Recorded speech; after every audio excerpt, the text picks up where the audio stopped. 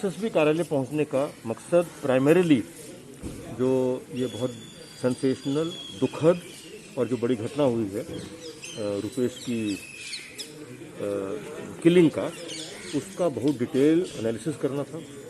एक एक बिंदु पर जो जो हमारी जांच हो रही है, हम लोग कहाँ तक पहुँच पाए हैं, उसका पूरा डिटेल एनालिसिस करने का था और आगे क्या करना है उस पर बातचीत करने की जो उस पर पूरी बातचीत की गई है।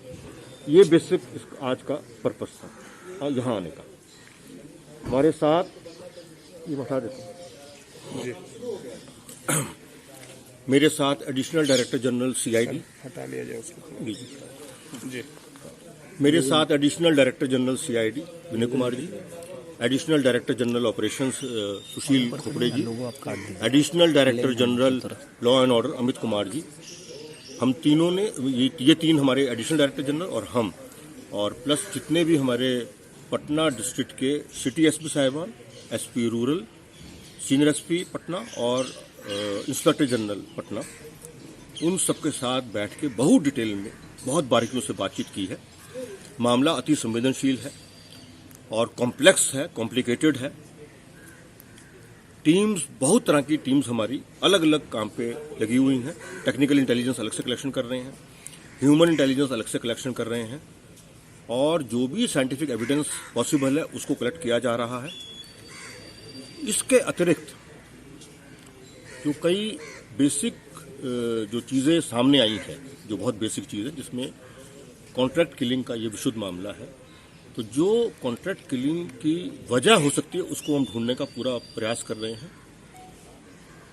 मुझे पूरा भरोसा है कि ये केस जो है ये हम लोग निश्चित तौर पे इसका उद्भेदन हम लोग कर लेंगे। बहुत कम समय में इसका उद्भेदन हम लोग जो है करेंगे।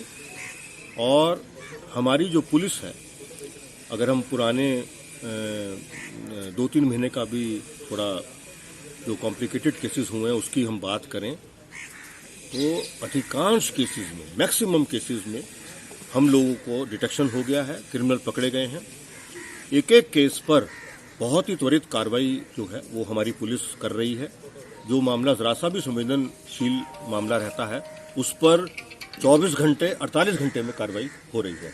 आप अगर पिछले 20 दिनों का, केवल 20-25 दिनों का अगर आप न्यूज़पेपर भी निकाल के देखोगे तो उसके अंदर आप जो भी किसी घटना का जिक्र देखोगे, उस घटना के जिक्र के साथ ही पुलिस का जो त्वरित कार्रवाई है वो लिखा हुआ मिल जाएगा। बहुत कम इक्का दुक्का ऐसा केस जरूर है जो कॉम्प्लिकेशन होने की वजह से हम लोग पूरी तरह उसको उद्भेदित नहीं कर पाए हैं।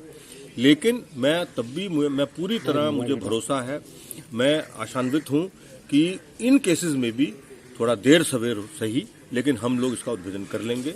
जैसे दरभंगा का केस का मैं उदाहरण देना चाहूंगा आपको। वो बिल्कुल ब्लाइंड केस था, डकैती का केस था।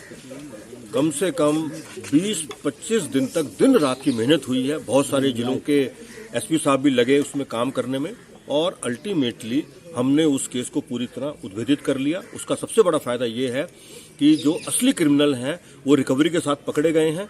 तो ये होने से आगे की होने वाली घटनाओं पर काफी हद तक रोक लगती है। असली डिटेक्शन जो है वही आपके क्राइम को रोकने में सहायक होता है। अब आप आखिर सवाल ये उठ रहा है कि आखिर क्यों इतनी घटनाएं बढ़ रही हैं बिहार में? देखिए, ऐसा है, ये मेरे पास नवंबर का डेटा है, ठीक है। मैं सिर्फ 2-3 बात कहना चाहूंगा। जैसे शब्द इस्तेमाल किए जाते हैं बढ़ता अपराध, बढ़ता अपराध।